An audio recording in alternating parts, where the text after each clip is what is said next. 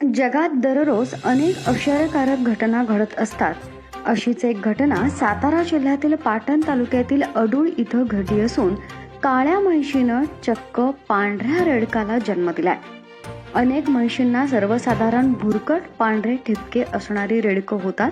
मात्र अडूळ येथील ज्ञानदेव तुकाराम शिर्के या शेतकऱ्याच्या पाळीव म्हैशीनं 4 दिवसांपूर्वी गायीच्या वासरासारख्या पांढऱ्या शुभ्र रेडकाला जन्म दिलाय. ही दुर्मिळ घटना असून पांढरे रेडकू पाहून शिर्के कुटुंबियांसह गावकरीही आश्चर्यचकित झालेत. रेडकू पाहण्यासाठी तालुक्यातून लोक येत आहेत. म्हैशीनं जन्माला घातलेलं पिल्लू गायीचं वासरू आहे की घोड्याचं पिल्लू याबाबत लवकर समजत नव्हते. आम्हालाही आश्चर्य वाटत असून आमच्या घरी पांढरे रेडकू जन्माला आले याचा सर्व परिवाराला आनंद झाला आहे, अशी भावना शिर्के यांनी व्यक्त केली आहे.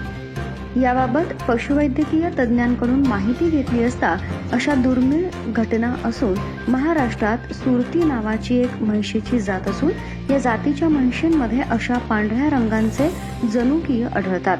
अशा म्हैशींमध्ये संकर त्याच जातीच्या बीजांशी झाला व पांढऱ्या रंगांच्या जनुकियांचे प्रमाण 50% जास्त असेल तर असे पांढऱ्या रंगांचे रेडकू जन्माला येते.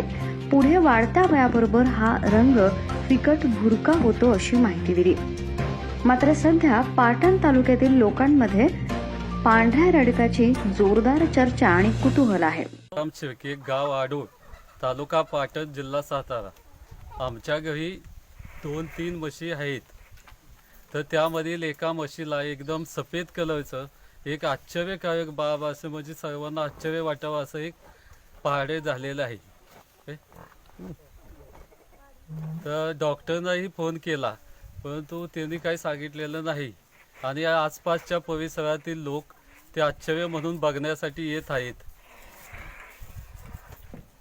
कसं वाटतं? आणि आम्हालाही ते आश्चर्य आनंद वाटत आहे की सगळे ब्लॅक कलरचे होते परंतु हे व्हाईट कलर झाल्यामुळे आमच्याही घरात सर्वांना त्याचा आनंद वाटला, आश्चर्य वाटलेलं आहे.